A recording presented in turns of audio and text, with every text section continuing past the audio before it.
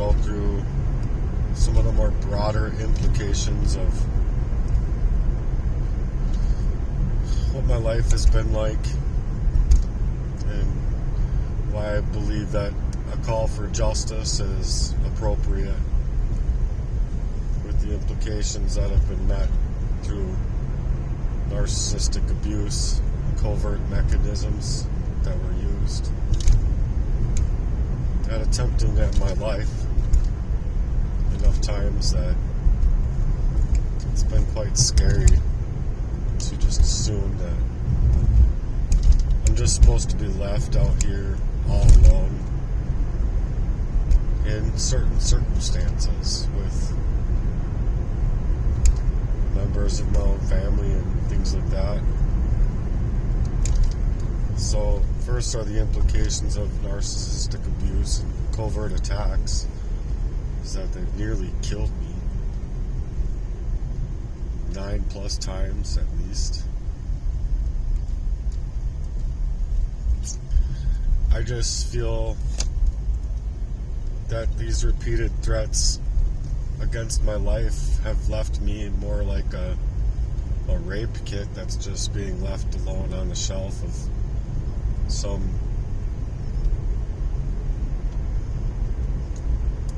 I don't know where they have them, in the investigations rooms or whatever. I just feel like that's been my whole life. And so the implications are huge when, say, arsenic poisoning, leaving you unable to even see what's going on in my life, and having other life-threatening attacks at the same time coming from those that were supposed to be my support system, be my friend, be it my friend, my own girlfriend, and others that were seemingly included in the harassment of me. And like another ex-girlfriend of mine, supposed to be like my friend, just as a friend per se, on my birthday, rather, just I had gotten a hotel room. It was a hotel suite. It's really nice, all to be with me for a very short period of time, and then just leaving me as if I couldn't have made any other plans other than that. It was to suggest I don't know, just a really cold and calculated, disheartening move to draw up my time, draw on my heart, as though I just didn't matter to her as a friend, even as a person that I could have gone to in the first place, given the attacks. So the implications are large to me because, well, you just don't do that to somebody that you suggestively care about, let alone love or what have you. Just it's very cold to do that to somebody on their birthday and leave them all alone without any intent of actually coming back. Just vacate, be gone, basically, with the attempt, with it being an attempt to suggest, well, you wouldn't have done anything else with your time, so let's just draw up that person's time that much more and make it seemingly that they care, but they didn't care. Not at all. And then the constant exposure to these covert threats created by the persistent state of being left in a vulnerable position, and just the fear in it of itself, fear of like, oh my God, what's happening to me? And, oh my God, how could these people do this to me? And is this really the case? And I don't know how to do this. You know, and like you're just lost because, like I said, the arsenic really does a number on your mentality, not to mention your health. Fuck. Times I don't even know my whereabouts. You had to really like look around. You'd be like normally in an area, and you really have to be looking around like, how is this even possible? Like, I don't act this way. Like, this isn't me.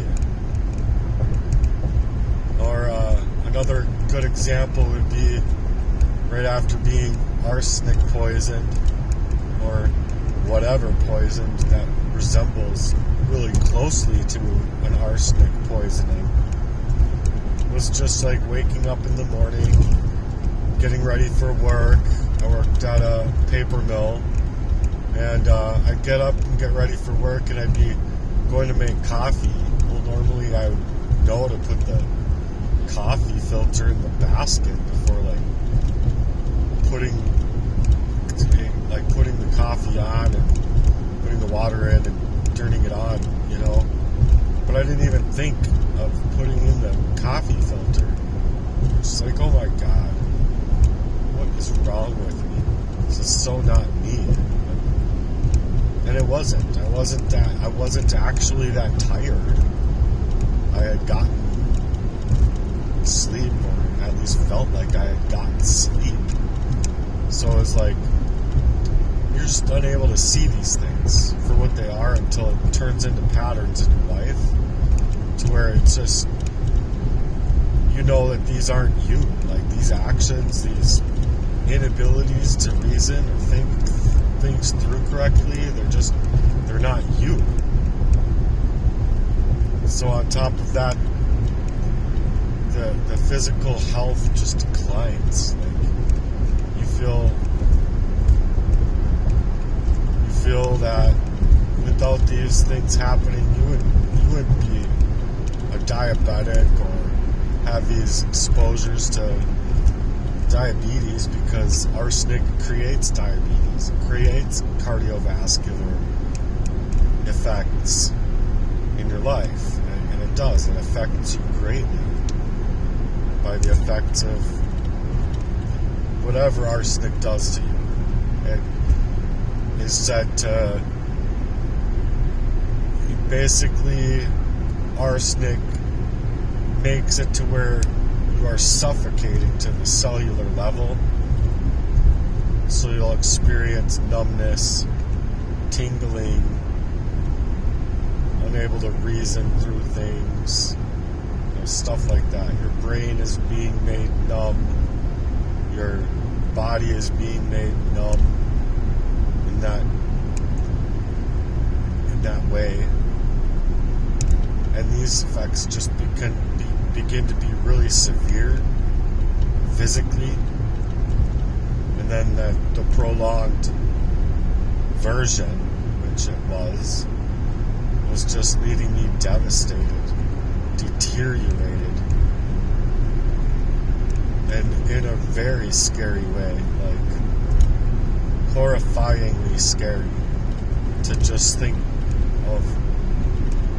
to yourself of like, how am I going to get out of this? Like, you know, you're already made so on edge based on them like creating things to bait you with, that it's like, it's so disheartening emotionally already, and then you have to like figure your way through it. And so I just started writing as much as I could, forgetting even what I wrote down, as fast as I could write it down. Sometimes wouldn't feel like it was enough, and you'd just be in so much pressure inside of your body. The cortisol levels alone of the stress, as if that didn't have a number, on the health effects alone. But no, it was definitely a poisoning, because I'm like, oh my god, they're trying to kill me on my way home. And so it just got super scary, you guys. And I'm going to continue this message later because an order just came up.